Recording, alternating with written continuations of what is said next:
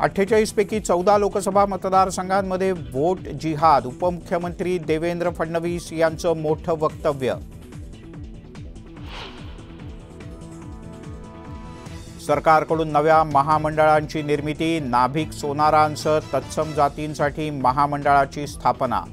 सरकारकडून बड्या नेत्यांच्या पुनर्वसनाचा प्रयत्न. उमेदवार निवडीचा भाजपचा नवीन फॉर्म्युला. प्रमुख पदाधिकारी ठरवणार उमेदवार. 4 ऑक्टोबरला उमेदवारांच्या प्रत्यक्ष मुलाखती.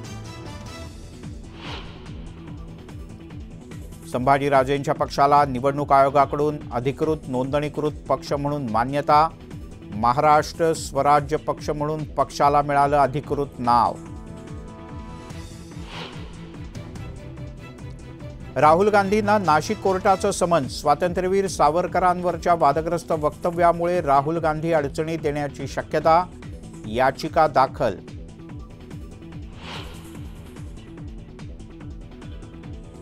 देशातील गृहमंत्री वॉर्ड बैठका घेतात. ते मुंबईत आले की लुटीसंदर्भात निर्णय होतो.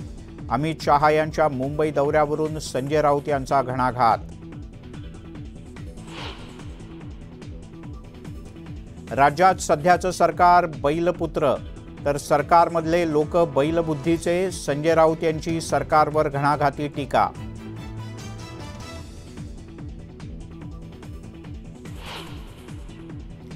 माझ्यावरील हल्ल्यामागे संभाजीराजेंचा हात. आम्ही त्यांना राजे मानत नाही, तर ओवेसींना बदनाम करण्याचा डाव. लक्ष्मण हाके यांचा संभाजीराजे छत्रपतींवर गंभीर आरोप. अभिनेता गोविंदाकडून मिसफायरिंग. स्वतःचीच बंदूक साफ करताना गोळी सुटली. गुडघ्याला दुखापत झाल्यामुळे गोविंदा रुग्णालयात.